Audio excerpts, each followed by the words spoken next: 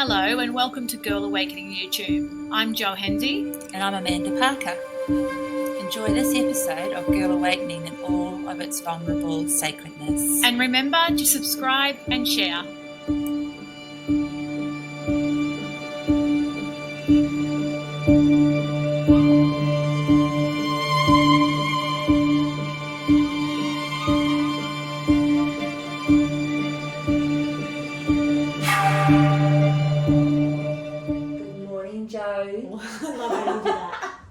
Take your power in smooth. That. Yes, very smooth. We're back here again. Oh, it's just a most amazing moment in time to be here right now. Isn't it? How lucky are we? Like how the word blessed, but how blessed are we? It's so funny. It almost makes you emotional. Yeah. I can feel that. I can feel that. Just breathe into that and feel. And the word lucky has been coming up for me a lot again. I used to use it a lot. Yeah. And I think it might have been Rasa, Pure Rasa. Oh, yeah. Did a little post about it the other day, and I just went, yeah, I goddamn love that word. Yeah. And it's so nice to own being lucky. Yeah. And the other thing that I'm loving is that we get an opportunity each week to come in and almost like have a healing session every Wednesday. We don't. The universe is just providing these incredible women that are healers in their own right, that are sitting in our space and expanding us while they're just talking. It's so beautiful. And it's like they're donating themselves, their space to the community, to the collective. Yeah. So we have another really, really, really amazing guest today, and now this lady has been mentioned a few times in other podcasts with other guests that we've had on, and so we just thought it was about time that we actually hunted her down. in the best of ways. In the best of ways. So today we have Kendall Williams. She is a highly tuned empath to each soul's unique vibration. Her training has spanned over the past 15 years with many acclaimed teachers. After many years in her successful private practice, formerly Rainbow Lantern in Sydney, she's currently here on the Gold Coast with Heart Hive. She has evolved her passion to teach and expand, now focusing her teachers in shamanic training, empowerment, meditation to light the world. Kendall is an accredited crystal healer and teacher, a Reiki master, shamanic healer, and meditation teacher. She is an advocate for donating holistic practices to those in need and assisted in charity events, volunteering Reiki and spiritual work, and also the Hopewell Hospice, which is a beautiful, compassionate, generous person, yeah, in itself. Welcome, Hello, Kendall! Yay! That's a bit overwhelming hearing all that about yourself, isn't it? Yeah, it is when you, we've heard that many times too, because you don't very often sit back and read your own bio over and over. Yeah, it's probably one thing most healers avoid reading. Yes. Well, it seems so much pressure. Yeah, but it also seems so insignificant to really what you're about. Yeah, and I suppose you're so focused on growing all the time, and you know that next step of expansion, and you know you don't really. I think often we reflect back on what we've done. Yeah. So when someone says it in a kind of a spiel, you kind of go, oh. Yes. You know. Yeah. How beautiful. Yeah. And I think from reading your bio out loud to introduce you, you get a definite sense that you're in amongst the thick of it. You're not actually being introduced many times, I would say. I mean, you know, and here is Kendall. Like Kendall is there in the middle of doing it all. The action amongst the troops behind and the scenes. Creating. That's true. A lot of people actually say to me, it was so beautiful when you rang me and said, oh, there's so many people that have mentioned you, and I'm like, oh, really? I always explain to my clients as well and my students that I kind of stay in my little hut and I just do what I need to do, and people that need me or find me will find me, because people often ask me in the spiritual community, do you know this person, do you know that person, and I'm a bit of a very extrovert when I'm teaching and when I'm in practice, but I'm a real introvert on the other side, so I tend to find that you know, we have this bit of a saying in our place at work, and that's like stay in your own lane. We get the most done when we do, the less amount of fracture, so Yeah. And do you I think love that's a that. part of like being an empath as well, that it's almost a little bit of self-preservation? 100%. Yeah. 100%. And I think the more, like, I mean, for me, the whole journey and being a practitioner has been over, like, you know, sort of 17 years in total probably now. And the more that you deepen and the more that you keep practicing your craft, and it is a craft. I don't think we're always understood that way. The harder your clients become, the more complicated, the more complex, the more opportunities come for you on a scale of this someone, we don't know who else to call, you know, sort of thing. So we've tried everything, but now we need you. Someone suggested you. And so you sort of go through that mode of things. So yeah, it is like that. You're in the thick of it, and you don't have time to chase the other things. So it's just kind of like, out of the way, let me do my thing. Yes. A lot of inner dialogue, I think, as well, going on. So I think we should just dive straight in and ask you, Kendall. I can't wait. That's so beautiful. Thank you. We have been waiting now. It's real. What was your life like before your awakening? Oh, so different. Different and similar, I suppose. I grew up in a fairly affluent family, and I didn't have what I would have been perceived the trauma that a lot of other people I met on my spiritual journey. But for me, I was brought up with a certain, not to blame, I don't think any of my work is about blaming anyone, it's just about understanding your sensitivity and who you are. So I wasn't brought up with an openness to spiritual work. I didn't, I meet a lot of people that have, like, that beautiful free range hippie sort of lifestyle and that was never on the cards for me. I was pretty much brought up as 50s housewife. And with pretty much the concept of, not that my mum wasn't into women's empowerment, she was in her way, but it was also that there was expectations, and that was, there's nothing wrong going out and getting a job and chasing your dreams, but then you got married and your husband looked after you and you have kids and you stay home, and my mum was a full-time mum, and there's just all those expectations, and being a good girl, you send to private school, you do the right thing, definitely wasn't a rebel. So being a sensitive kid in a very boisterous household too is sometimes the one that you become the peacemaker for everyone, or the one that doesn't want to upset the apple cart, even though I can be very loud like the rest of my family. So for me it was just this challenge of getting to in my 30s, so the beginning of my 30s, and there was kind of some crisis points that happened, but I started to feel really lost inside. I felt like I had this beautiful husband and I had 2 little children, and life looked really good on the outside, but I felt something was missing, and I felt really this sense of, the only way I could honestly describe it was this loneliness, and so, I started to question things a little bit, and those little questions were still not what got me onto the journey, but they were more of an acknowledgement that maybe maybe something's not, I'm missing, maybe something not right with me, Isn't that a little program in itself? Oh, totally. Yeah, and I'm just thinking, listening to the way that you've been brought up and grown up, that's a quite intense program too, that, just even growing up in a normal household or above average household, did you go to a girls' school? And Yes.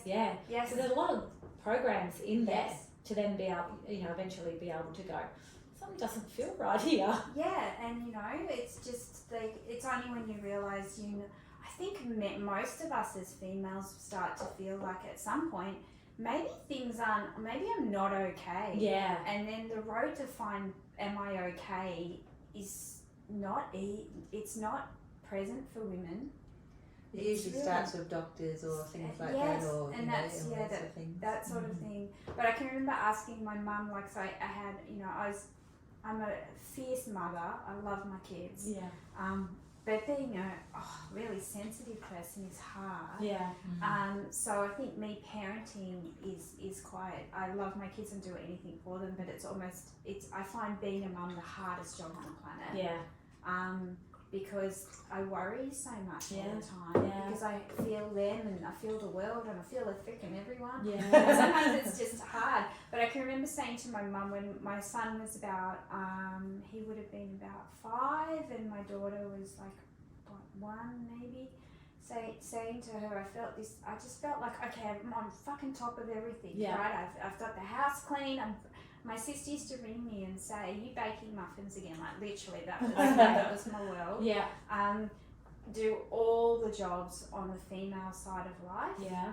And I'm I hearing remember you. saying to my I remember saying to my mum, "Did you ever feel like it wasn't enough?" And it took me a lot of guts to ask. It's a big question. Yeah, Yes. because my mum's a really, she's a wonderful mum, and her, we've all got life purpose, and I think my mum's life purpose was to be a mum, and she's awesome at it. Yeah. But I said to her, like, I feel like something's not right. Like, Yeah. you know what I mean? And different generations. Yeah. My mum said, "Don't be ridiculous, Kendall." Yeah. I feel like I've heard that line a lot in my life. Yeah. Don't be ridiculous. Of course, your children are your everything. And I thought, I know they're my everything, but I feel alone. I feel bored. Yeah. I feel like There's something missing. yeah, but because of that statement, I got back in my box. Yeah. Yeah. Wow. Because you think, well, there's obviously something wrong with me. Yeah. Yeah. Because no one else talks. The women around me, because you're in similar groups. Yes. And growing up in Sydney works in this machine that you stay in a particular society culture, and each little pod. They're your friends, Yeah. they're your family, they're your expectations. It's your box. You It's your stay in box. your box. Behave yourself. Yes, exactly. Behave yourself. Yeah. So that for me, I think, was the beginning of like realizing I had, and then you feel so much guilt, don't you? So much guilt because like you should be grateful. Yes. And that's one thing about Western culture that I fight quite often with, what I've learned over the years is stop shoving gratitude down me and telling me, like, I'm naturally heartfelt grateful is different from feeling like I should be grateful. Yeah. Yes. Big Absolutely. line there. Yeah. So, I've got a house, I've got a husband, I've got 2 nice kids.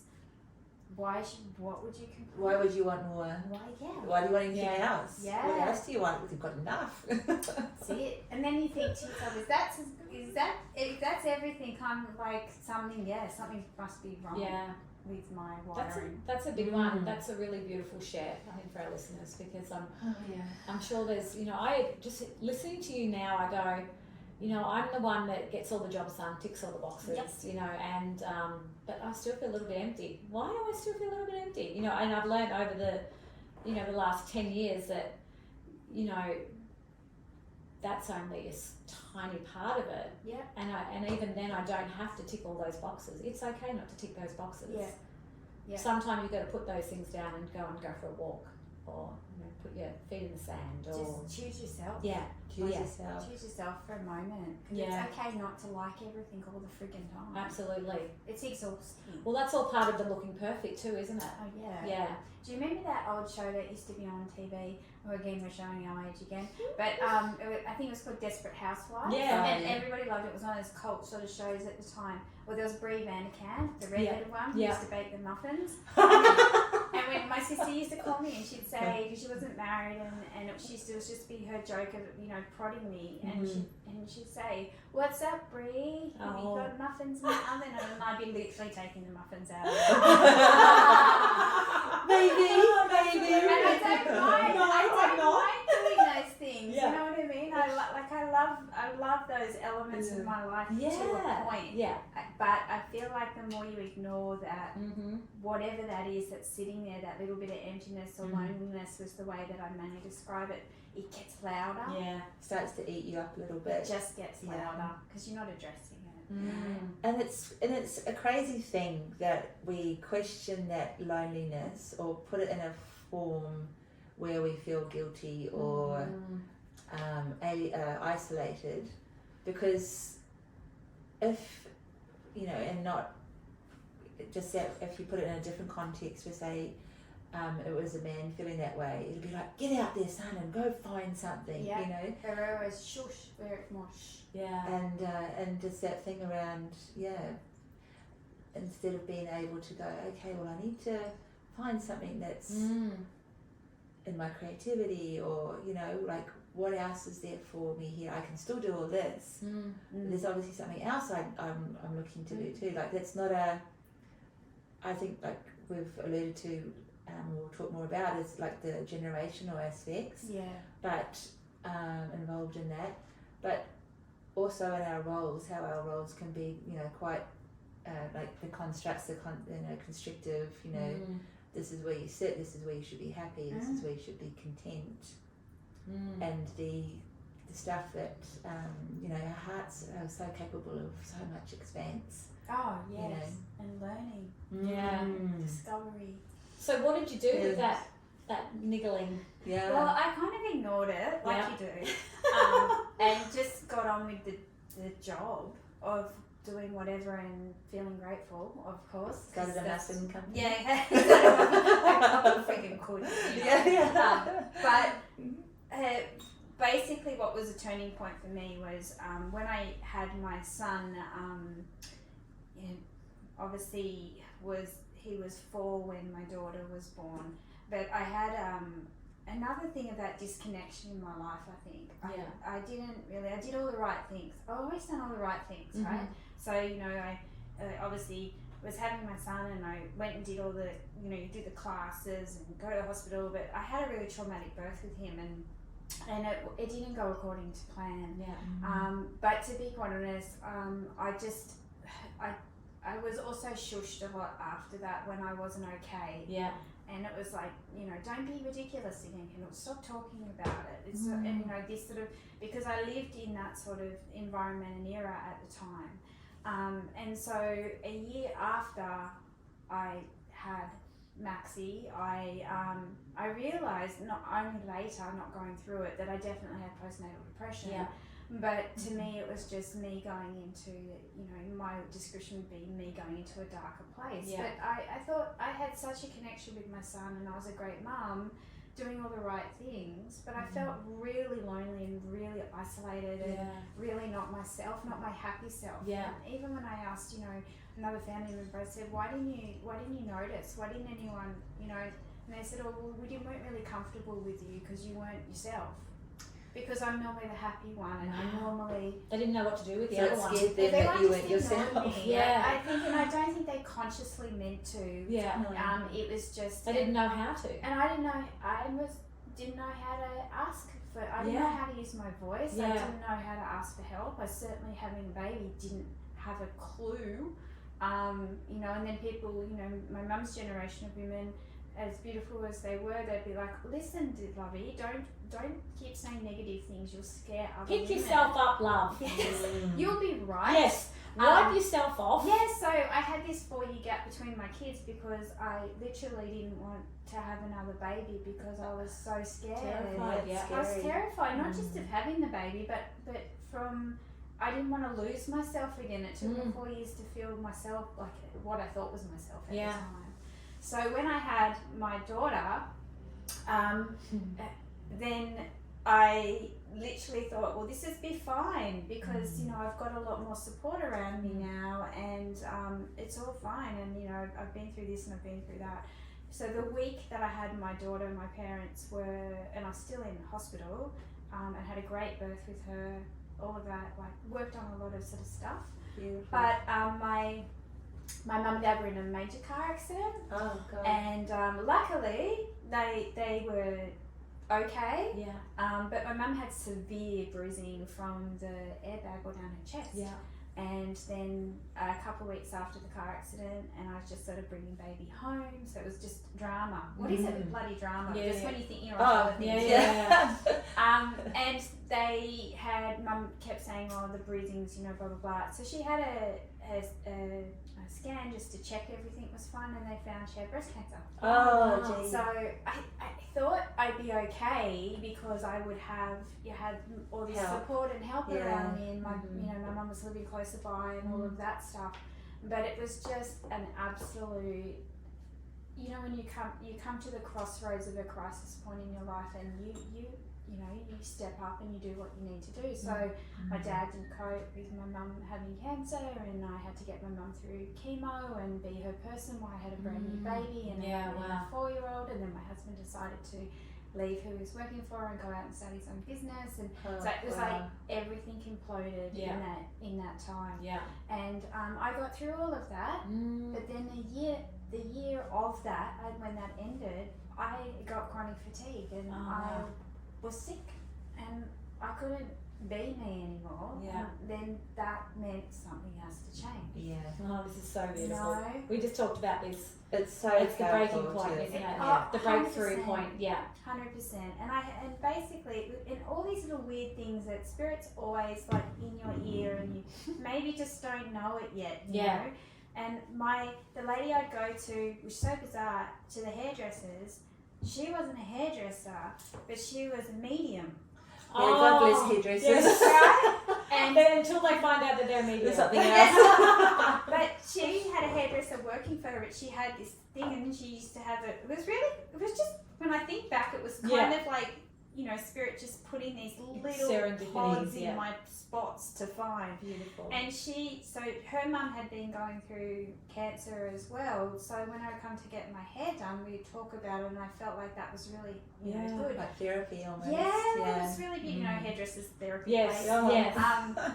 But what was interesting is when I started to get really unwell from all the stress from the year of trying to keep everyone afloat. Yeah. And deal with that peacemaking, and everyone was acting out, and it was just took a massive toll.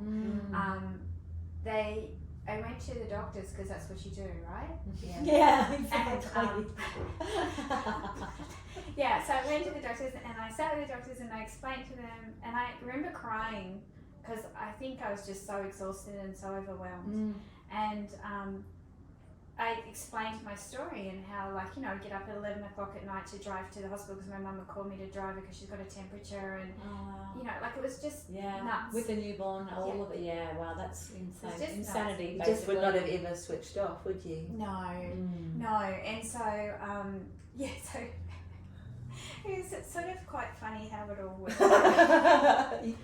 You got to have a sense of humour. Yes, exactly. Not at the time necessarily, but I'm grateful that That's something I am grateful for. I'm grateful that everything had to come to a stop at some point. But I think one thing that very much stuck with me was when I went into the doctors feeling very vulnerable and very unwell, and so I had all my blood tests done, and many women will say these things when they don't feel themselves. They get their blood tests done, and then you have to go back and get back there, and they say everything's fine. Oh yeah. You're fine. Yeah. There's nothing here to say. We can't measure anything. No. Can't see. And then he said to me, I remember still feeling upset, and I must have had something leak out of my eyes again. And he said to me, do you find you're crying a lot? And I said, well, I'm so tired, I'm so exhausted, and I'm so overwhelmed. Please, God. somebody give me a hand.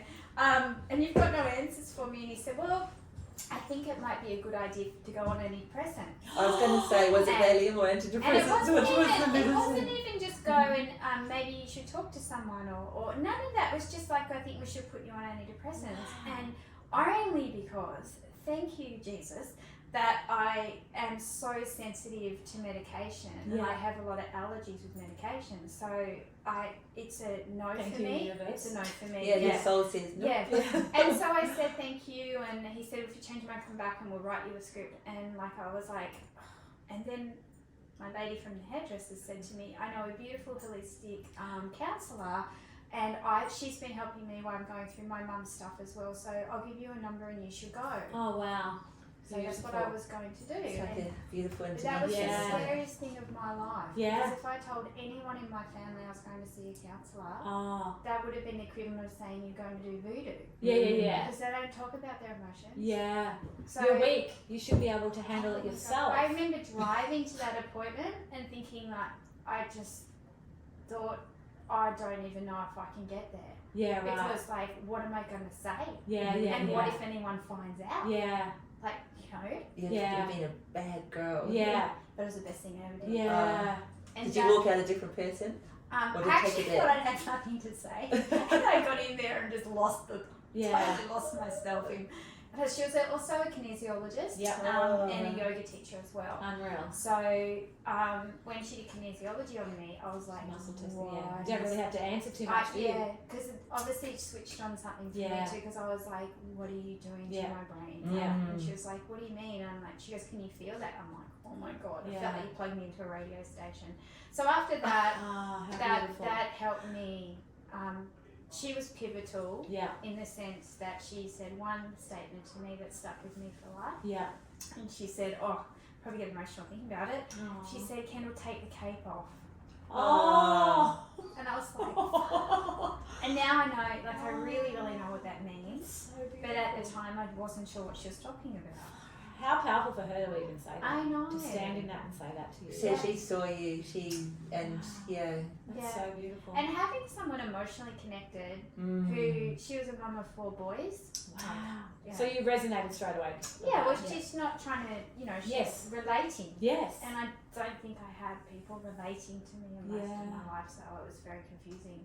Yeah. Wow, take the cape off. Yeah. That is so powerful. I just think we'll just, saying this a bit lately, but I think just sit with that for a minute because having someone relate to you emotionally, It cracks things open. Yeah.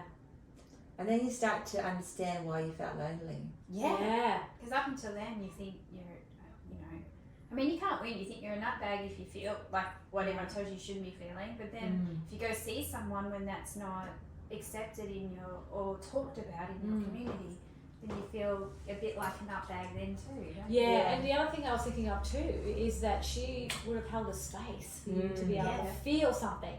100%. Yeah. And we often feel guilty when we lose the plot as soon as we, Yeah. But like I always say to my clients, like, that's just what, if I don't make you cry, we're not doing a good job in here. Yeah, Like, yeah, We've got to let it out. Feel it. Because we don't let things out. No, well, when you were saying about when you went to the doctor and he asked if you were crying a lot, it's almost like it's like a failing. Yes. The way they ask, and you probably were crying on your own. You probably weren't crying Do you know what if I in anyone's Yeah. there for you giving you a hug. if I'd asked that man to do what I did over that year, he'd be crying. Yeah, yeah, I yeah. tell you what. Yeah, Like, absolutely. just even on the Yes. exhaustion level, it's like why I felt very like alone in that moment too, because I'm like, I just told you what I've been through. Why? Like if someone had told me what they'd been through, I would have gone, bloody hell, you need to cry. Yeah. Do you know what I mean? Yeah, absolutely. How can we get you some support? Yeah. No, I mean the world is changing, but when we, we're fast forwarding back to Yeah. 17 years ago. Yeah.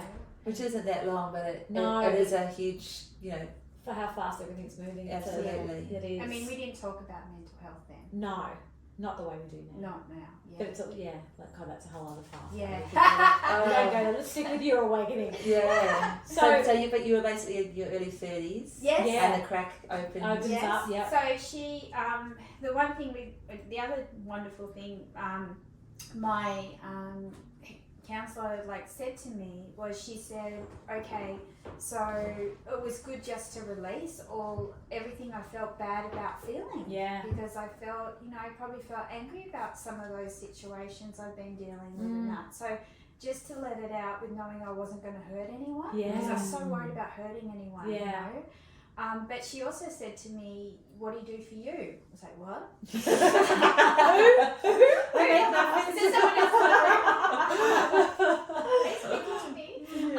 And she said, I want you to, you're so wired up, and as empaths, when we don't have solitude or we don't have our own track. We often just overload on so many other people's energies. We're natural shapeshifters. We change everything depending on who we're with, you know, the tone of our voice, the way we use gestures, we meet your vibration, and, you know, every single time. So when you grow up in a household that's quite full on, what you do is you don't know who you are anymore. Yeah. I think a lot of empaths will tell you that. So she said to me, like, I want you to go out for a walk, even just getting out of the house each day without one of the kids, and even this when your hubby comes home or whatever. But I couldn't do that. Yeah. And I realised that, so I went back, you know, I said to her, I want to, but I just find too many other things to do for everybody else. Yeah. And that's habitual, isn't it? So she said, well, I'm the sort of person, I'll always show up for someone. So she said, what about doing a short course? Because then you're good with rules and commitment. Yeah. So if you do a short course, you have to show up, and you have to do it for even if it's 6 weeks or 8 weeks or 3 months or whatever else. And if you feel obligated to someone, Kendall, you'll always get there. Yeah. So it's that accountability. Yeah. So I kid you not, the next day I went to the letterbox and there was this big booklet thing on TAFE short courses in my letterbox. Thank you, Spirit. Yes, exactly. And I flicked through and I was like, okay, well, that's a sign, obviously. Yeah. And you wouldn't believe it. There was like computer courses and all these things, and floristry was one of the only things probably in alignment to my life at that time. And I was like, I can write invitations and do flowers. I was trained into that. And I thought I don't want to do any of that. Yeah, and right at the back of the book there was a tarot course. Oh. And I have said to every single person I've ever asked me my story, I've said to, have you ever heard of TAFE having a tarot course? Yeah, no. None of us ever have. Yeah, no. So I think it was something that was cooked up for me. Yes. So. And I thought, I'd love to do that, because as a kid, we had only one shop in our local area. I grew up on the northern beaches in Sydney that had crystals and cards and things, and I was always wanted to spend longer in there just to annoy everyone. Yeah. You know? You were drawn to it. I was drawn to it. So I thought, I'll go do this tarot, I'll enroll, and I did. And that gave me a 2-hour class once a week that I had to get to. Yeah. So I had to literally hand the kids over and hand the responsibilities over and all of that stuff, which was really hard to do. Big on every level. Yeah, really guilt-orientated issues there. And I was so afraid of going. Did you say it was a tarot class to other people, or did you call it something else? No, actually it was weird. Quite honestly, always been a bit different. So like, you know, I always say the wrong thing. I've got that natural nature. If anyone's going to put their foot in it, it's me. Yeah. So I did tell everyone I was doing a tarot course.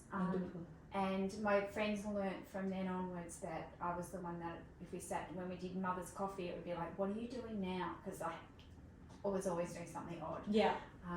But I was scared to go because I kept hearing my mum's voice in my head, there's all those strange people there, Kendall. Oh, you know, like that conditioning. Yeah. I remember being like, I don't know if I can what if I go in there and what if they're all those weird people? Wow. And they were those weird people. Yes. I say, you walked in there, you didn't walk out the same again. No. And I kept, our teacher went on, what I discovered is, one, places that I was scared of going, I didn't need to be scared of going. Mm-hmm. But two, I realised that I was absolutely fascinated with it, and I was bloody good at something that I didn't know I was good at. Yeah. So it just came naturally to me. I was going to say, yeah. And it's that thing where, you know, feel the fear and do it anyway. It's like sometimes there's a lot of bliss and a lot of gold in those moments. And it was the only place I wasn't anybody. Yeah. Like I wasn't the person that, you know, you sort of have, you know, friends from school and different societies you hang out to and different expectations, and then you have these roles of like mum and wife, and no one knew who I was or there's something really cool about that. Yeah. When you get to be, and I love going to things where I don't tell anyone what I do for a living now. Yeah. And I'm just Kendall. Yeah. Freely whatever, me. yeah, and whatever they think I am or not am, most people have no idea the No sort of work idea. I do. I would not. No.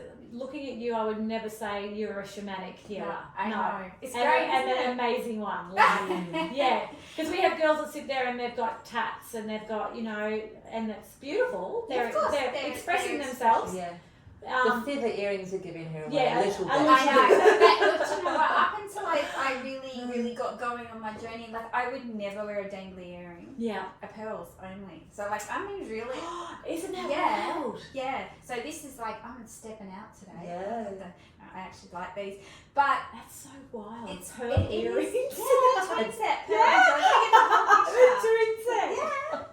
Oh, you are breaking all paradigms. I right am. now. Yeah. My mum used to say to me all the time. When she'd call me and she'd say, make sure you put your lippy on before Aaron gets home. Like that is literally like the Wow. mindset that I grew up with. It's so beautiful though, because we are now coming into that reality that you can be whoever you want to be, the true essence of who you are, and you don't have to go and dress hippie, speak softly, be any of those things. No.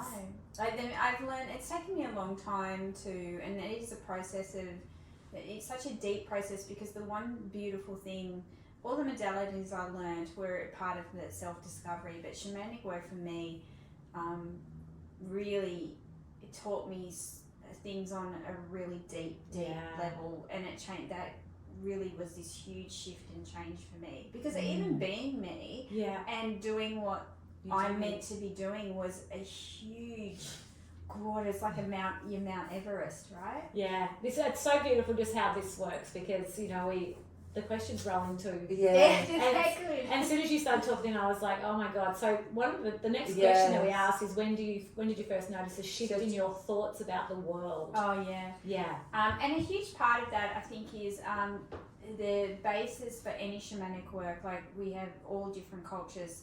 The word shaman truly just means medicine person. And when we let go, the main sort of pillars of work that goes on in shamanic work is delabeling, and letting go of roles.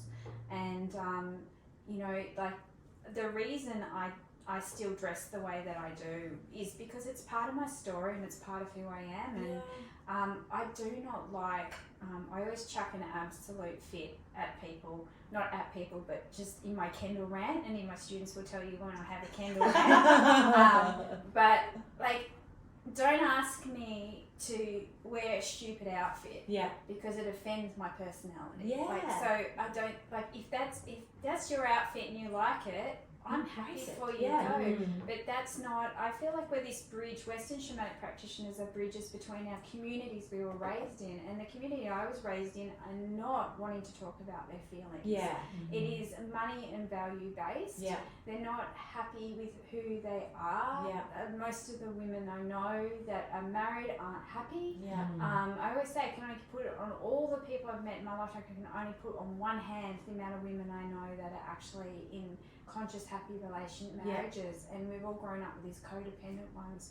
So everything that I was learning has changed my perception on living life my way, and teaching people that it's okay to be yourself. And it's been such a big journey, because when we started out, one thing I've really changed over the past 2 years is really come into strength is we used to apologise over fucking everything.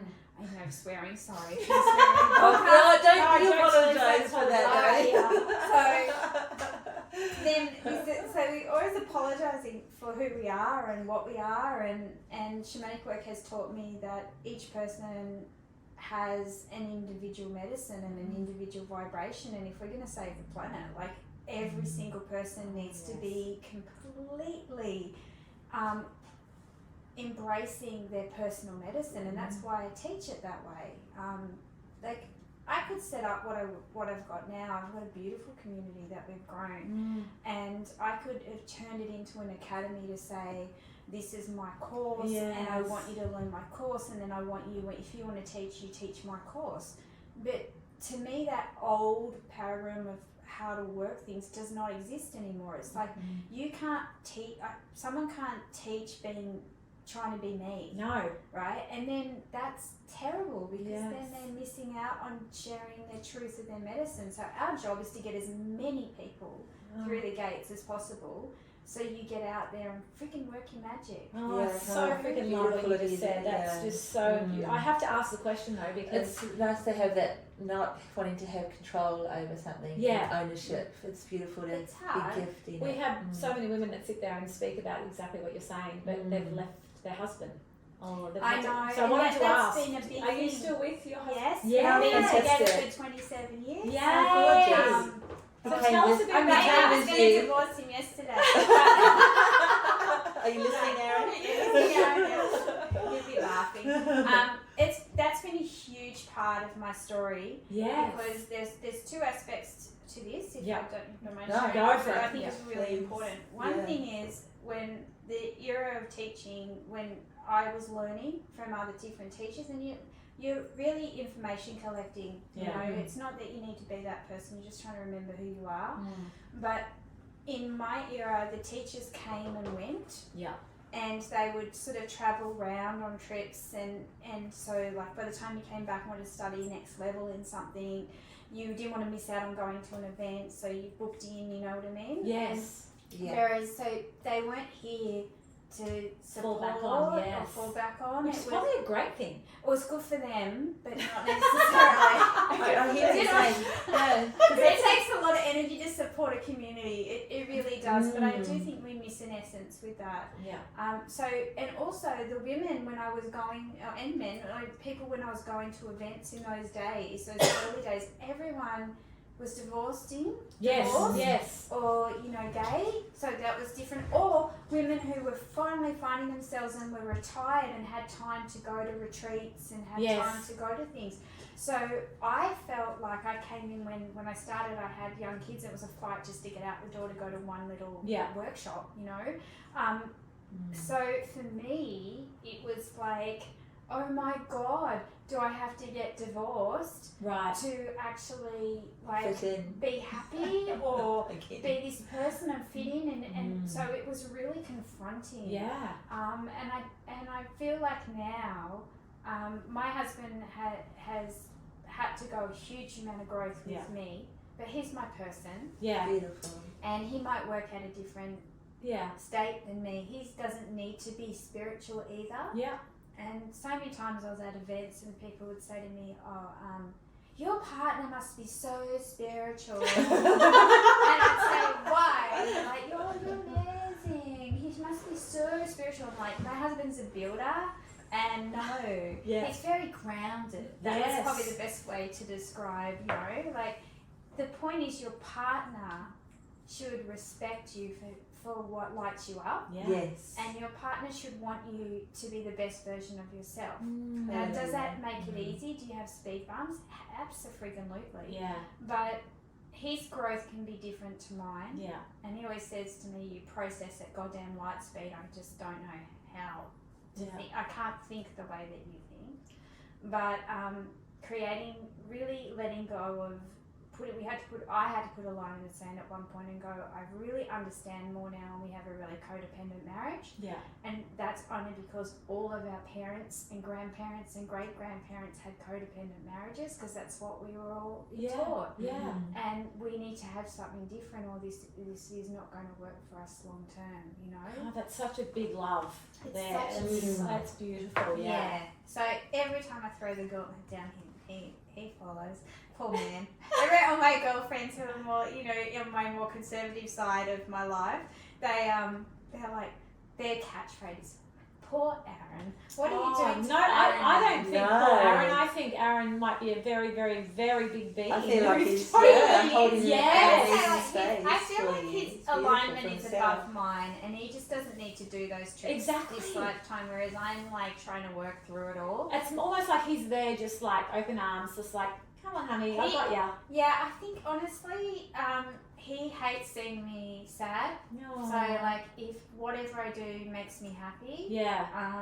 then yeah, and he's he's probably the first person in my life that actually treated me with equality. Yeah. Because I don't think traditionally we had that. Yeah. You know, it was like girls do this, boys do this sort of thing. Whereas he's always seen me in very much in an equal light, Yeah. and that works. And I'm really passionate about helping people understand relationships better. Yeah. Because like proof's in the pudding, right? Yeah. It's So- that simple sometimes, important. isn't it, to recognise that you can honour the path where you've both come from, Yeah. but you don't need to continue expressing through that way, but to see each other Yeah. and who you are and be happy if they're happy. A lot of allowance. It's a very simple But that's also formula of love, isn't it? yeah, and it is just a conscious there's a difference between thinking you're a conscious person and you're both having conscious relationships and actually deciding to have, like I sat with him and said this is the difference between a conscious marriage because I did all this psychology on it, and this is the difference between what we've come from, and I don't want that for you or me because it's gonna ultimately it hurts us. Yeah. So, you know, do you want to do this? And he always says you break everything down into a simple way for me. So So he understands it. yeah, totally. How amazing for your kids too to see Yes. that. Yeah. Yes. So 'Cause powerful. That's again just a bleed on from conscious parenting, but very much in the sense of living in this world. Yeah. Because running away from everything on your spiritual journey and going, yeah, I don't want to be tied down. Like, look, all of that, if you choose to be a mum or a dad or you choose to be in a partnership, it requires work. Yes. You know? Well, it's this true essence of the masculine and feminine that's coming through, and you both have major roles in there to do, and they slide. Oh, Sometimes totally. you have to play the masculine role, and he can be have the feminine role. You know, it's a sliding scale, and it's wherever it fits and works best in each moment. Yeah, and your kids need to hear. Yeah. Your kids need to see, you know, that it's good for them to see you work on things. Absolutely. You know And what I work mean? through them Yeah. and to have a language And that it's- achieves change and connection still yeah. and happiness. So I love that because I used to look at other people in the industry and I'd be like, well, you're either unwell or you're drugged up or you've broken up after person, Yeah. and like that's not the benchmark I want to get to. So Yeah. I feel like it at work now, we create that sense of reality check. Yeah. You know, it takes time. Absolutely. Yeah. Oh, it's very inspiring because I think it is that to recognise that you're lonely and Yeah. not to project it on your partner and you're not fulfilling me. I need to go in search of whatever it is that's Yeah. fulfilling me, but to sort of work within the space of it is about you and what's making you happy and Yeah. find your answers in that way, but still have the conscious communication with your partner so that you are pacing alongside each other as you're journeying through life. Yeah, it's admirable. Admirable. The patience in that is Patience. I was going beautiful. to say, it's been a lot, because it's patience on his side and my Yeah. side. Like, you know, because it's been, I always call them speed bumps. There's Yeah. speed bumps there. Absolutely. And that doesn't mean that's like, let's just all leave each other Yeah. totally now. It's just that I don't tolerate toxic relationships. So if the person is willing to work with you, but you also need patience to give that person time to catch up. Yeah. So I'm really passionate about people understanding those sort of things and creating non-negotiables in your relationship. Yeah. So you're like, here's my boundaries. Yes. Here's the stuff that's a deal breaker for me. We do a lot of that with client work as Yeah. well. Like, have you even ever spoken about this stuff? It's funny you say that because you hear a lot of people that have been married for a long time, and then you hear people talk about this. You know, the boundaries and the you know Deal breakers. the deal breakers, and people will say, "Oh, I've never had that conversation with my husband." So, See, I think it was something inside of me that was always there. Yeah. Because even the day of my wedding day, I didn't leave home to the day of my wedding. oh wow. I know this is another weirdness about me that people go to me, are you freaking kidding me? Uniqueness. Uniqueness. But it's kind of funny. It's like, is this an old 50s movie. It's quite bizarre how things played out. But I remember my dad he was so in the car with me before, like everybody's in the church, right? And he was said to, my dad turned around me because we did everything traditionally, and Dad said to me, look, I don't care how much your mother spent on this thing. Big traditional wedding, right? He goes, I don't want you to get out of this car unless you're happy. Oh, how beautiful of your dad. Yeah, I know. Yeah. And I said to him, I started laughing because I adore Aaron. So I was like, come on, Dad, I haven't seen Aaron all day. Like, come on, I want to go, let's go. Oh. And he was like, a little bit concerned. I said, it's okay, I got plan B. And they all, like, everyone kind of gradually over the years has found out about plan B. Yeah. Nobody knows what it is. And I don't believe any girl should hand themselves over unless they have a backup plan. Yeah, right. So I have a backup plan. Yeah. And you've still got it? I still have it. I still have it because I think that I never want to lose me.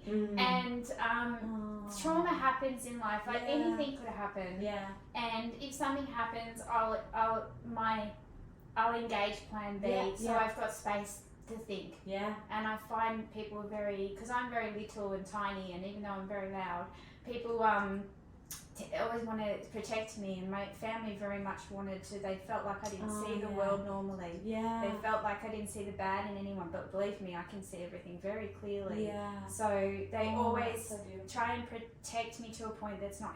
It's not healthy for me. Yeah. You know? Yeah. And so I've always needed that backup plan to go.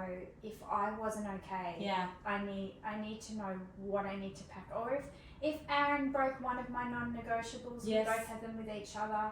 And I said this, if I've said, it doesn't matter if it's 27 years ago, if I've said that is the end of our marriage, and you've broken my trust or whatever, or you ever did these things, things that I could not tolerate in liking myself anymore if I let it happen.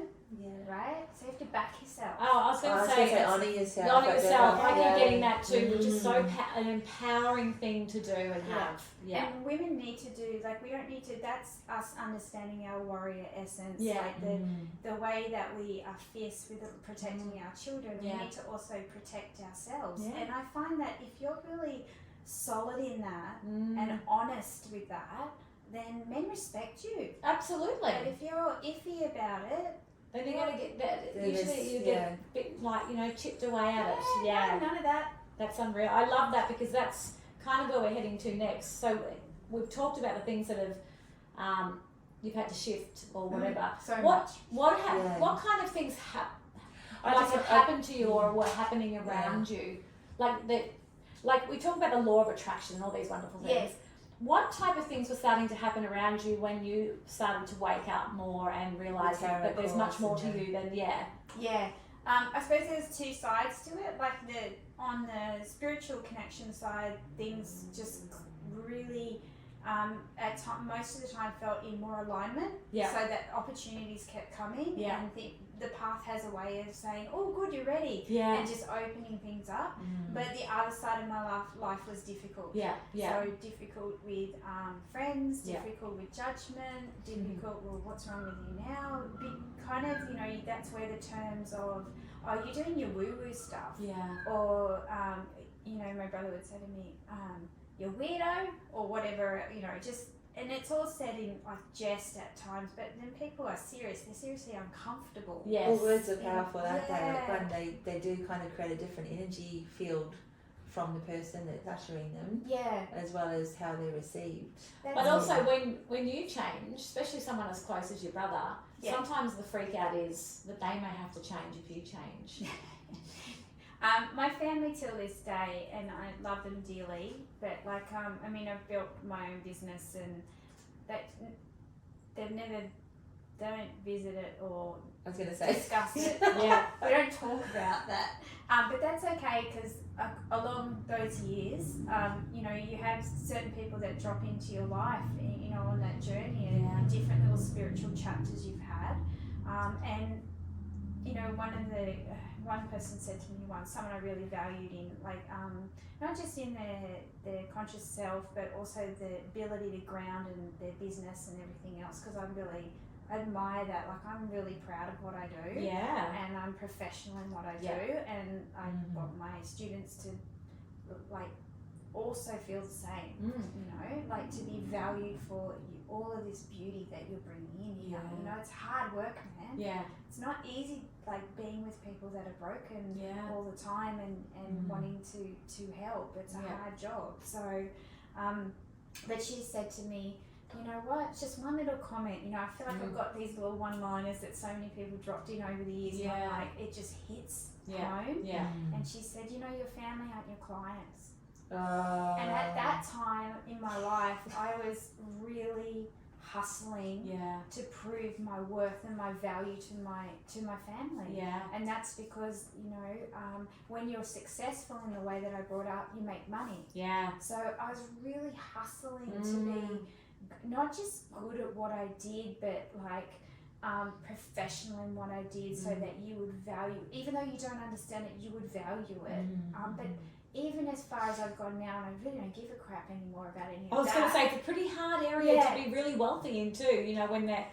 And I'm probably at the best place I've been, you know, ever. Yes. But then I don't care about it anymore. Yeah, that's why you're in the best and place they still don't notice. Yeah. Do you know what I mean? They still don't, you know. Because it was never about... They're not interested, so they do the conversation.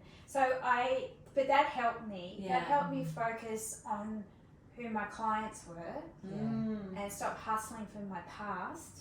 And also, I just started looking at my family more as if I don't need to heal you. I don't need to explain myself. I don't need to do it. I just need to be, if I'm more peaceful and I'm more happy and I'm more content, then that's how I'm going to be in the space with you. Yeah. And yes, you're going to have some digs and you're going to do it. And it still drives me a little bit nuts.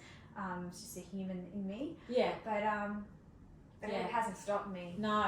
And I have to say, like everyone that's spoken of you, like your people that have passed through your school, your learning space, just speaks of you with the most incredible respect and love. Yeah. And you feel how much they received from you and been inspired by you and what you've activated in them. So, you know, it's a very big space that you hold. Your soul family. For your clients. And I must imagine, like, if they can tease you about your muffins, I'm sure, goddamn sure, they're picking up on the other stuff that's coming out in your energy field, whether they choose to acknowledge it in words or not. You can be sure that they do have a resonance, a change in how they receive you. But it's kind of funny how stoic people are. Perfect. Who they are, those people. Oh, true. Absolutely. They love me dearly. And it's just like, but it's all like, this is what shamanic work does. It teaches you that everything comes down to your family dynamic. Yeah. And every teacher I had bullied me, and whether it was at school or every boss I had before I started into the spiritual world, like, you know, you get so much work experience from the jobs you've had before. So don't worry about who you like. All the jobs that I had before, I turned this into a job, and if you told me I was going to turn it into a job, I would have said, you absolutely bloody crackers. No way. If you told me I'd be out there screaming and channeling and banging drums, which no one expects me to do anyway and freaks everyone out, I would have just gone, you are completely nuts. That will never happen. Yeah. Because I started to heal me. That's all. That's the only reason I started. But with my family, I know it's because they don't quite understand what I'm doing, and they fear for me. Yeah. You know, they care for you. They have a different perception of who I am. Yeah. But and you know, that one little share that you said about your dad asking you before you jumped out of the car, you know, is this really what you want to do? You know, there's the bricks that are around the family dynamic. We don't talk about our emotions. We don't do this. We don't do that. They're so solid, but yet there is different things going on in that space. And obviously, what I get a really strong sense of is you are an integral part of that family. That the family moves around. I get a really big sense of that. It's so you know. Keep watching this space. I'm sure it doesn't need to change a lot, but it'll be interesting to see what you see those changes are over the years. When how they it need me, shadows I'm out. there. Yeah. And it's a great thing. I think we all have good relationships together. I just have to, but I wield my world differently. I finally worked out the world I was living in wasn't always healthy for me. No. So I needed to build a world that worked for me, and that's what I want my students to do. Is like, don't try and fit in, create your world, and like this is living proof that you can do it. Absolutely. So like build it to your specifics. Build your world to your specifics. Like even trying to fit into a normal business module doesn't work. Doesn't work. As a healer. Not in this. Yeah, And this is perfect. Because I literally feel like you're not meant to fit into those bricks. You're meant to be over there and be in your own space. Yeah. 100%, and maybe that's why they're not kind of accommodating you by changing so much, because you're meant to be over there in that space and with your clients, your people. But it takes a lot of guilt thing. off you when you realise that your family aren't your clients. Because they're there for a whole different purpose for you. You know what I mean? Absolutely. So once you let go of that, you're like, wow, that's feels good. Our next question is just right on track. Yeah. So what did you decide to change, if anything?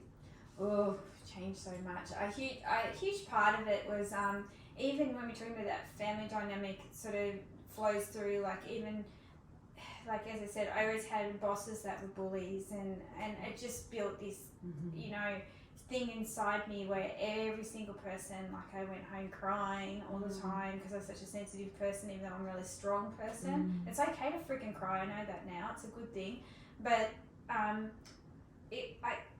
each time I was like, this little internal voice was like, all right, we're going to remember this, and we're not going to be that person.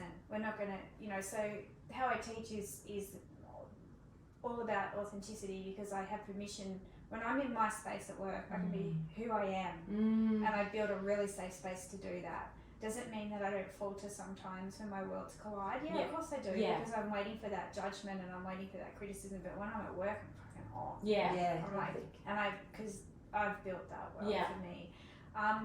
But it's hard. It's hard. Like with there's been so many like baby steps and big moves. Like lots of different parts to the story. It's like a puzzle, isn't it? It's It like is. where and which piece I need to move now, and then that one needs to stay there, and then this big piece needs to go. It's like So I think I've learned over everything's about alignment. And it's not about just exiting everyone out of your life and all of that. It's about like what isn't lining up for you. You know what I mean? It's not about anyone else right now. And you need to, that puzzle piece is the first thing you need to change. So if it's the fact that you're in a marriage where, for you to get to that workshop, your husband's going to have to literally change and be home for the kids. So even if you can't cope and you're feeling like the worst mother on the fucking planet, and I can remember backing out of the driveway and the kids crying and I'm crying. I'm like, all it's going to is a 2-hour workshop. It seemed like the whole world, like to even make that move at the time. But one thing at a time. And long as it's in aligned with, like, a lot of my students have asked me questions like this as well, but I always say to them, my only goal, the first goal was to become well because I felt so physically sick. And then my second goal after that, once I got started with I used to go to yoga one night a week, to help me while I had the kids, and I also did the tarot course, and that was fun. Oh my God, who knew you could have fun? Right? So that stuff, all these little things, but my goal still is and always has been, I realised I didn't like myself very much. Like I might seem okay on the outside, but there was lots of parts I didn't like. And I just wanted to go to bed at night. I used to say, when I lay my head on that pillow, I want to like me. And I'll get up the next day and I don't never always know what that challenge is, right? And I do think from, every 5 to 10 years, as you shift those age groups, those challenges, and your kids might get older, or your partner might be in a different stage, or whatever else, those challenges keep changing. Absolutely. So you never kind of just get there. No. But you are internally calmer, better, happier, content, Yeah. and that's a power that no one can take away. Yeah, I love that. That's really beautifully said. So That's really how long beautifully did the chronic fatigue sort of hang around for? Probably about, maybe it was building probably about a year, but it was more also then afterwards. Even to this day, I have to be really You have a aware yeah. of I get emotionally overloaded. Yeah. I used to as a kid too. So my mum would say to me once we spoke about it, and she said, "Oh, we just say you've had a virus, and I just go to sleep or go to bed or feel unwell, and I call it on an empathic level, I just get really sad Yeah. because everything's too much, Yeah, and it's yeah. not even my stuff; it's just everybody's stuff, right?" Mhm. And I hit the reset button. And my students know very many funny stories about that, because we need to normalise this. Yeah. And because this is about you looking after you, Mm. and you can't go out and be a healer. I mean, every single client will teach you how to heal another part of yourself, because they're a Yeah. reflection. Yeah. You know, and then you work on that little fragment. Yeah. You know, because when you do healing, there's an exchange for Mm. both of you, and it's not like, oh, I'm the guru, I'm friggin' healing you. It's like, you've come to me, and like whoever comes into my room is for me sent by spirit, and I come out better and they Yeah. come out better. Yeah. You know, but it doesn't mean I would be recalibrating something in my life that next week or two, Yes. because it's brought something up for me as well. Absolutely. It's unmasked the hidden things that are Yeah. sitting inside of us that we're not yet to see. Yeah, and But, it's such an yeah. honour to share Yeah. other people's lives. Yeah. You know, Absolutely. you learn so much, Yeah. don't you? Not just about yourself, but in general. Absolutely. And it's important to, like, sometimes in life there's not many things that we stop for anymore. And just what you were saying then, like, to have respect for what you're doing in your career and in your business, and caring for your clients and the energy exchange, stopping and allowing yourself to process Yeah. is essential, really, Yeah. isn't it? And that's another thing we teach really strongly, is like, you know, because I feel like with my teachers and that, if you were brought up in a culture where you did a shamanic apprenticeship for 7 years with one teacher, you know, you think of how much you grow and how much you change, whereas in Western culture, we go do a course and then it's sort of over sort of thing. And it's very important you do your own work and you integrate it and you learn self-healing. Yeah. But we kind of abandoned a little bit, and then we wonder, we're not actually also taught the discipline of integration. So there's like, sometimes I need to not be the teacher. And we really, that's one thing I learned, and really valuable lesson I learned with one of my teachers was once at my ex-teachers happened, actually 3 of them, would you believe this? When I went to study shamanism, 3 of my ex-teachers were in the room, and I was so intimidated. They were coming to learn the same course. Had no idea. Oh wow. And I was like, oh my God. So again, I'm like, you know, you go into the, I'm just in one type of, you know, we all do the imposter syndrome stuff. Yeah. Anyway, but what I noticed is how they struggled with learning the next thing, because they wanted to hold on to their identities, and shamanic work strips you all fucking back. Yeah. It's just like, you know, you are nobody, you're always going to be nobody. But that's okay. You know, you're not in your roles now. And that was another thing, little pocket I put away for myself. And I'm like, always remember, Kendall, be student, teacher, student, teacher, Always. student, teacher. Like, you've got to go from mode to mode. And so I get into modes where I'm really super comfortable because I've created my own space and I'm comfortable in my space. And then it's really uncomfortable for me to get out of my space and go and learn something new and be nobody. Oh yes. But I make myself do that. Yeah. And I make sure I'm pretty shit scared. Yeah. Because if you don't, you get into this ego Complacency. Yeah, and that's, I think that's when we get that ego thing of like, it's, you know, I'm so important. Yeah. Well, we're actually putting a lid on ourselves, aren't we? Because we're not, there's no, you know, we're like, we're containing ourselves. Well, as you get static in a way, it's like the fluidity around yourself. And you get so attached Doesn't to happen. that new label, like, you know, I'm Kendall from High, I'm pretty amazing. Yeah. And death work for me has been huge, which spirit led me to. I wasn't looking for it. It sort of fell in, but it was a leveler. Yeah. So what brought you to working with Hopewell, the hospice? Yeah, I was at the time my kids were still that bit younger, and they were at school age, but junior schools, sort of thing. And I was working from home at the time. I had a beautiful healing room at home, but I was in that stage of my life where I actually really look back and think how beautiful, where I had, because I sort of hyper organised, obviously baking my muffins because that's part of me. Yeah, I don't have to let her go. Like I need order, so that's fine. I love that. I'm great. It's love being expressed in a way, isn't it? It's so beautiful. But I can throw it all out the window. But I had, if clients booked in with me, I was doing card readings at the time, and also doing like crystal healing and stuff. And if clients booked in with me, then that was great, but it wasn't a full business at that point. It was everyone, my friends would refer to as Kendall's hobby. Kendall's thing.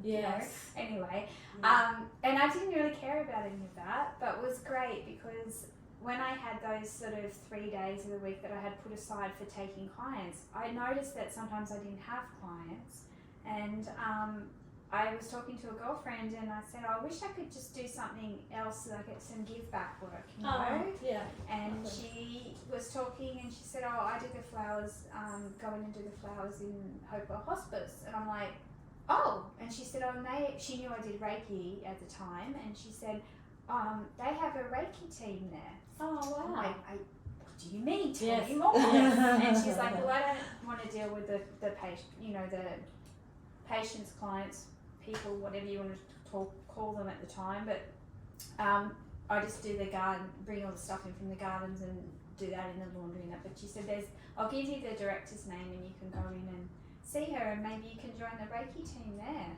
And that's how I started volunteering. Oh, beautiful. Yeah, and then took one look at me and said, listen, little girl. Yeah. I remember the director saying to me, she's so beautiful. She was just a legend, and I understand why she did, but people often think I'm a lot younger than I am. Yes. And because I'm really petite. And so when I went in there and I looked even younger then, God, she said to me, now, yes, listen, little lady, I just want you to know that people die here. I said, I'm well aware. Not always pretty in here. I'm well aware they die. But then there's that we're going through that stage in the spiritual industry where everyone's like, I'm a healer, and they want to do work like that, but they come in with this persona that they're going to heal people. Yeah. And that's not what death work is about. Yeah. So I started off in the Reiki team when she realised I had enough intelligence to know what was going on, but quickly that changed, and that's just why it's actually why I started shamanic work, looking for a shamanic teacher, because I didn't know any modality that dealt with death work, because in those times we didn't have like death doulas and things like that's really birthed since then, which is great. And I thought, I'm doing all this stuff that I don't know what I'm doing. Right. Go with spirit. Yeah, I'm just just going with it and being me. And I thought, I don't really know if there's rules, or I go home to have little kids and you want to be taking negative energy home. Yes.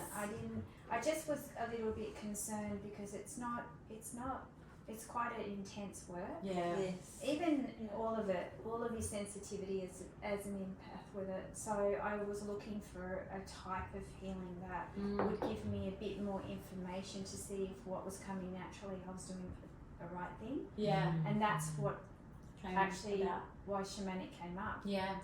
But I loved that work. Beautiful. Because you, when Joe introduced you, it was your Rainbow Land, Rainbow Lantern, yes. and Heart Hive. So you moved Sydney, Gold Coast, Sydney, Gold Coast. Yes. I've been interstate. Yeah. I think I've had 5 interstate moves now.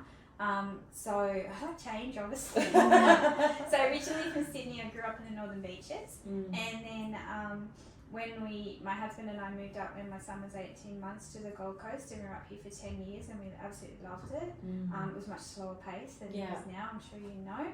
And then we kind of, just before our son was going to go into high school, we had a lot of pressure from family about, you know, we miss you all, like, you know, we don't get to see the kids, blah blah blah, and we I don't know, we just had a moment, and we thought, well, maybe it's, I think honestly we had unfinished soul business to do, right? So we came back to Sydney, and we spent 5 years back in Sydney, but after 12 months we were ready to leave. We realised we'd changed too much. Like in 10 years how we'd evolved on the coast, not having that family dynamic pressure on either side. Not that any family was an issue. No, but It just felt light living up here. You had the space. And you can kind of reinvent yourself. You Yeah. know, there's permission to reinvent yourself. So, but financially, it took us kind of 5 years. We both run our own businesses. Yeah. So, you know, my husband's a builder, so it took us 5 years to turn it around and move back. Lovely. So was Rainbow Land your business in Sydney? Rainbow Yeah, Land. so I've been playing really small, you know, up until that when I left the hospice volunteering, even though still running my little business at home. I left the hospice when we moved back to, the only reason I left was because we moved back to Sydney. And I stood in the car park on the last day, and I thought, oh gosh, like it was so overwhelming, like leaving, because I really enjoyed that time. I actually have to say it's the best work I've ever done. It's such a gift to support that process. It's such a privilege to do.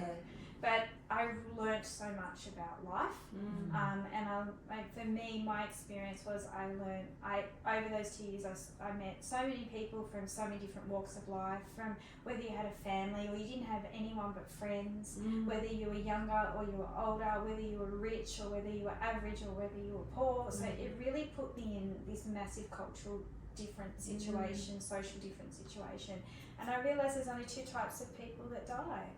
And that is people with regrets and people without. God. You know, and it just was a power charge for me, because I realised with all those people, I couldn't definitively say that, you know, I knew this particular man who was in hospice for quite a long time, and he was the most beautiful person. And he was really, really wealthy, but that wasn't going to save him. And then I met another man who's really, really, really angry, and he used to throw things at me every time I walked in the door until later on. He shouldn't have been alive, but I'll tell you one thing else. I learned that anger keeps you alive a lot longer. People are pissed. They are not willing to give up on that. It takes them even longer to go. They go way past the time the doctors have said. It is. It's like an elixir, right? Doesn't mean they're happy. It just means they have stuff to sort out. Absolutely. And I realised that none of all these outside things that we think in our life matter. But one thing that mattered was not about how much money the person made, not about how many times they got married, or none of those things. We thought it was like, did they feel like they gave everything a good crack? You know, and it wasn't about those people that tried things, because people would tell you their stories when they could, you know, and there were people that tried things, but they were glad they tried. And so when I got in the car, I was like, oh, Kendall, you are so scared of like putting yourself actually out there. Like, you're having your little room at home and being in your little corner. It's so lovely, and you feel good about it, but you just need to stretch yourself. You're afraid. You've got big wings that are like pinned and tight to your back. So I came over and I said to my husband, when we moved back to Sydney, I'm opening a centre. And I need to do this. I need to try. And if it fails, then I won't regret it. But so I have lived since then with this policy that if I get to a point where if I don't do something, I will regret it, which to me is alignment. Right? It's not about who else thinks about it. Then I have to follow through. Whether I like it. Most of the time, I don't want to. But you've made a decision. So Rainbow Lantern was born for that reason. Like in Sydney, and I literally had my plan. And I was like, I remember sitting there and, you know, waiting, like, not, even though I had family in Sydney and that I had been away for 10 years, and the people the energy that I came from wasn't my client. They weren't my clients. So I was like, I remember sitting on the floor, and my sister was really good then. She came and sit with me, and she goes, well, I don't know if you'll ever get any clients. We had a big room for meditation, everything, as well as the, little, made sure I had contingency fund after contingency fund, and I made sure I put away a certain amount of money, and I could pay the lease, like real business minded, head of thinking family for that, right? So it all has a purpose. But I sat there for weeks, and because nobody knew me, and I was like, Oh, wow. so she'd come over, and the first couple of weeks when we had meditation classes and stuff on, in this beautiful space, and I didn't know if Sydney was ready for me. Yeah. Because up here we were much more open. Yeah. And I really didn't think they were ready for me, and I really resisted telling people I was actually could do shamanic work as well, because I didn't think people would handle it. But It was okay. yeah, so she'd sit with me and have a cup of tea, and I remember she said to me one night, well, I don't know if you'll ever, this will ever work for you, but like you made a bloody nice place for us to hang out. Yeah, have a cup of tea. And that's literally what we did, and then people started turning up. I was going to say, because it's more about you, isn't it, than the people. And it's two things then, which is like what you're saying to your students all the time, is like, one, you gotta freaking trust yourself. You gotta trust that if Spirit says, you do what Spirit says. I always say, I got one boss, that's it. I don't listen to anyone else. Yeah. Right? I know I know what I need to do. Yeah.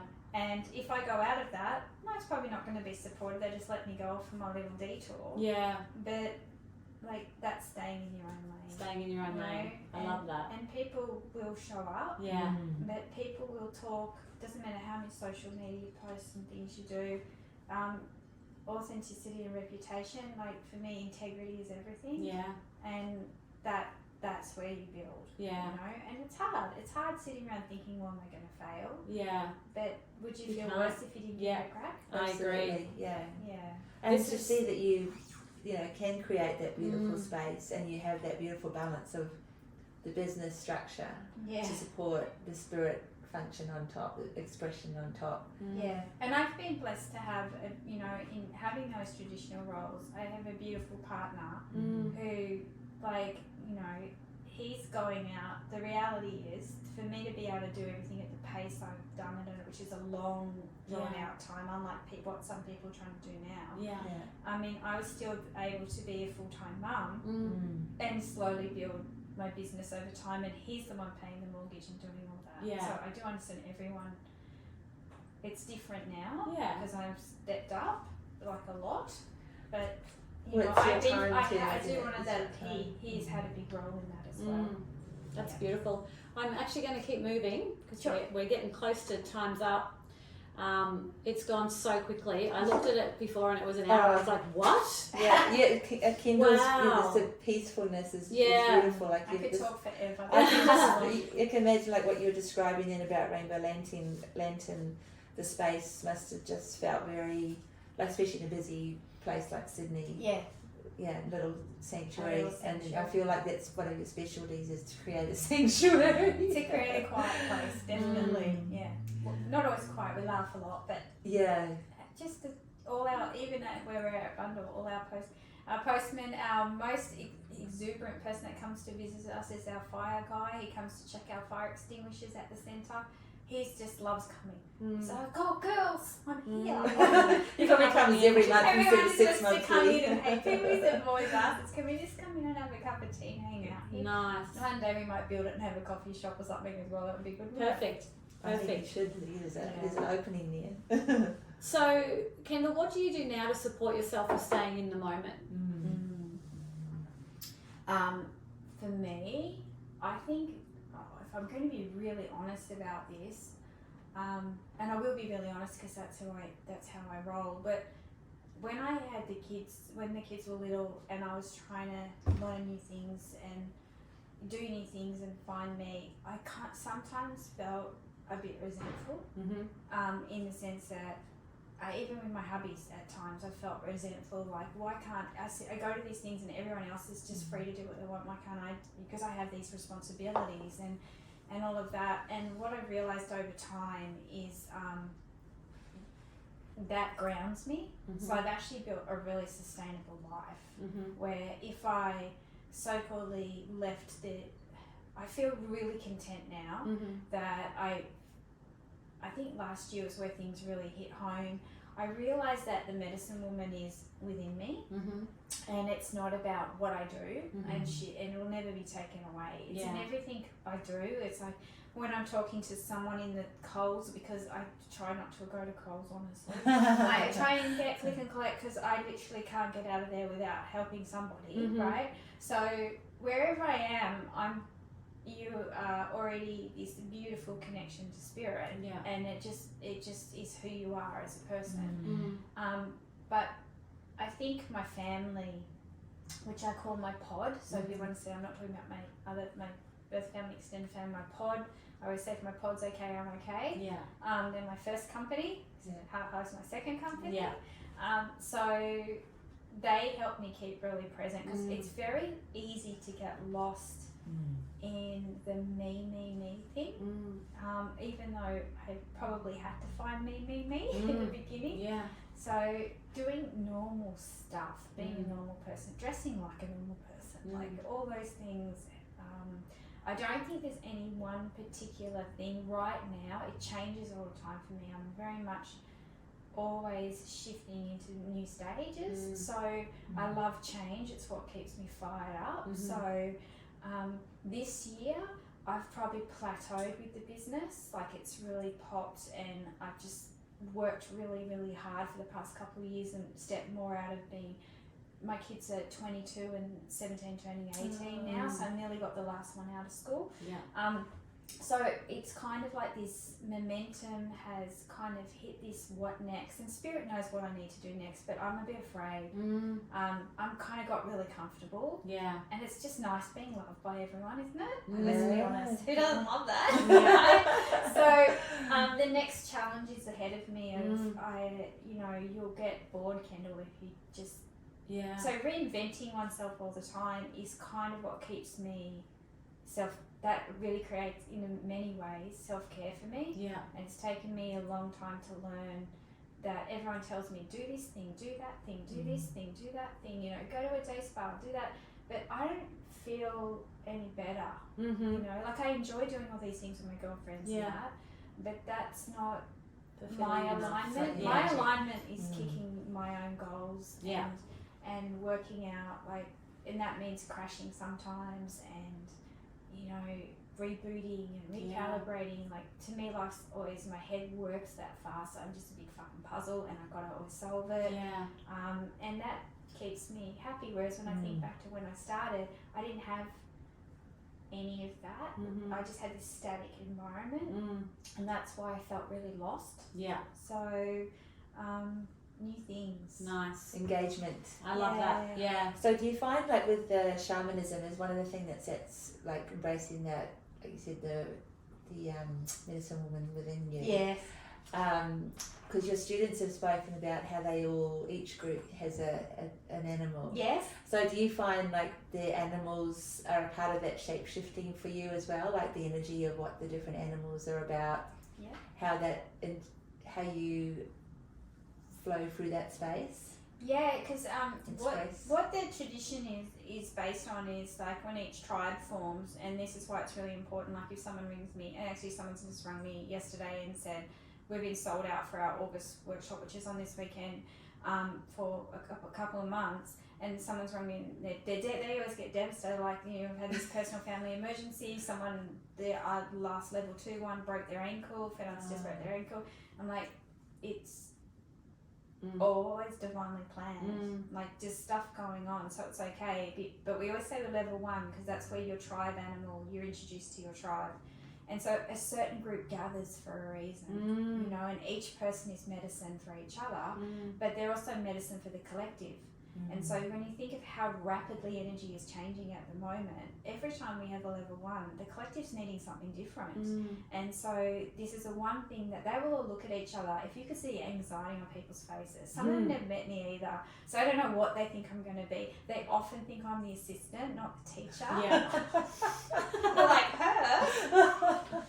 Surprise! And then the first part, oh yeah, okay. Then we pick up, once we do drum circle and they get to meet the other me, then they're like, oh shit.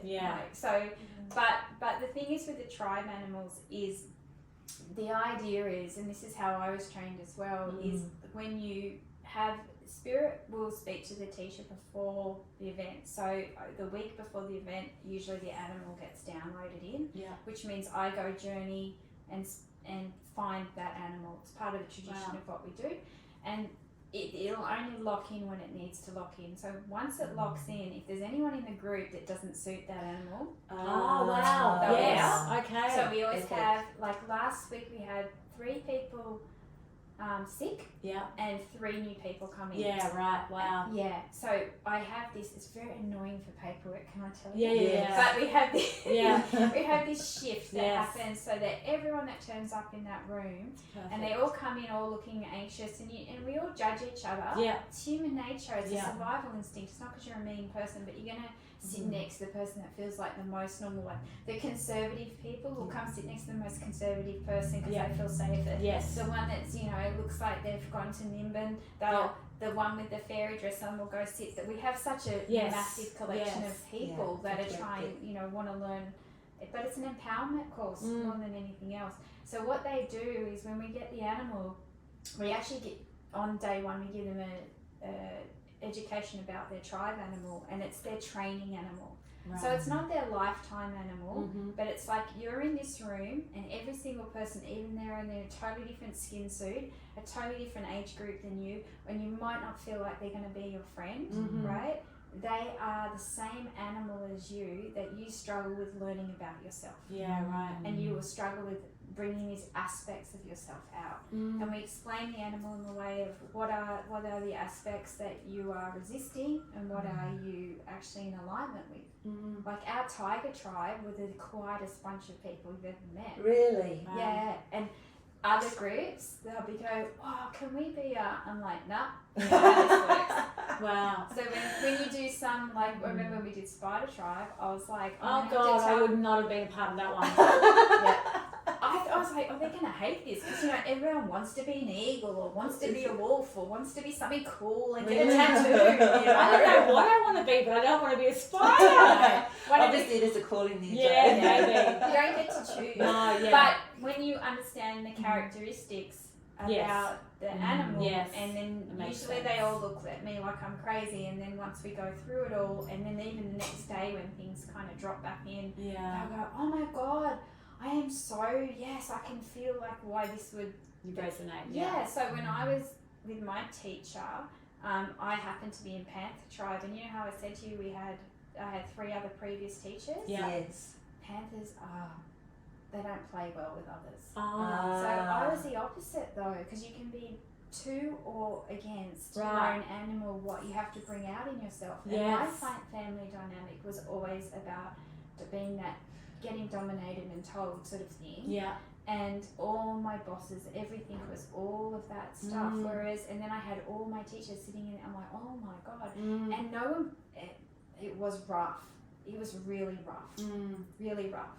But then when I did my second level, when she came back from America again, I went through into a different group because of the timing. Before I moved to Sydney, I needed to finish off my course. And so I was with the owl tribe, and I sat in there as a panther, the only panther in there with the owls, and I thought they were all looking at each other like this. I know I can't see a song, but like a bird would. And they were all like, oh my God, I thought then, holy moly, I am not an owl. I am clearly not an owl, right? So we always laugh with that. It's interesting. So that animal, it's about bringing the instincts of what you need to come into your power and to learn your craft, and it's your training animal, and that's what it's there for. Lots of fun. It's really it sounds so interesting. Yeah, it's very... Yeah, wow. Ask this last question. We are. We've gone a little bit over, but that's all perfectly aligned. So. Yes, Kendall has a lot to share. How do you see the world now through Kendall's eyes? I see the world very fractured at the moment. I'm going to call it the other way because I'm a shadow worker, so I'm not going to go, everything's fine. Everything's friggin' not fine. I think we're at a real pivot point now, and I think my belief is the reason I've taken a lot of hits and a lot of judgment and a lot of psychic attacks and all the rest of it is because Western culture is what controls the world, whether you like it or not. So the more that we understand how to bring this work forward, and the more we stop hurting other people, we stop, you know, we really control the money on the whole planet and where it goes. And the more conscious we become, it's the way to go. So people go, oh, you and your woo-woo stuff, or you with your whatever. Like, really what we're teaching is, what I'm passionate about is teaching is to understand your alignment and your personal medicine and do it friggin' well. Because everybody here has a job to do, and it's not all about the healing community. Yeah. Like, it doesn't matter what you're doing. Our children now that are coming through are pretty awesome. Yeah. They are having a very hard time. Yeah. But their skills are awesome if we just listen to doing it different. Yeah. So I'm really hopeful for the future, but I'm on the front lines of people who are really not okay. Yeah. So I don't pretend it's all okay. Yeah. And I think the longer we go with that, we need to, everybody needs to, it's not about being a spiritual person in a way that they perceive. It's about being open and realizing that you actually deserve to know who you are, and you deserve to give it a crack, right? No regrets. Yeah. No I regrets. agree. Like who you are. Yeah. So I feel like we're at a pivot point now where more people need to get in the right canoe. Yeah. Yes. And in their own lane. And pedal. Yeah. Pedal fast. Yeah. Pedal fast. No, I like Yeah, I there's like a lot what of you've said. gold Yeah. in there. Yeah. I think the one thing I was thinking last night too, like the one thing, like if anyone asks me what I teach really, I reckon it's kindness. Yeah. Like, and not in a way of, oh, let's just accept everyone and like, yes, get angry. Yes, like, you know, that fire is motivating, but Passion. being kind to yourself, and like I'm not out there teaching in a way that's saying that I wish like I'm so gracious to everybody. I have my own internal dialogue going on all the time. You know, even the fear of my students being better than me is something I have to really, really work on, because That's a real. well, that's what held me back, you know, like with my stuff, and then, but that's all just coding that we've had. In the past, there's lack mentality. There's not enough for everybody. Exactly. And you just keep getting more shit. Old conditioning. Old conditioning. Yeah. So I'm hopeful. Yeah. Oh, it feels like every time you're doing a class, or every time you're, you know, you mentioned with your clients, but definitely with your classes, it's like shedding another layer, you know, that kind of, which I'm is very a beautiful. grateful because they give me permission to be myself. Well, isn't that part of the learning too, and the healing is to, like you said, the exchange. There has to be an exchange there. I don't think our industry always gives us permission to be ourselves. I think we think because we're in the spiritual lane that, but that's not always what's happening. Yeah. So time to change that. Change it up. Thank Change you up so the much dial. for coming in. We're going to put all of your links and your workshops and everything at the bottom of the podcast. If anyone's interested in what you do, which is really beautiful, we can pop it all in the end and people can jump on. Thank you. Instagram It's lovely as well. just to share time. You're a gorgeous, beautiful gift to us all, Kendall. Thank you so much for your strength, your fierceness, and your honest eyes. Oh. Yeah, it's really Like very cool. panther eyes, right? Yeah, love it. Thank you.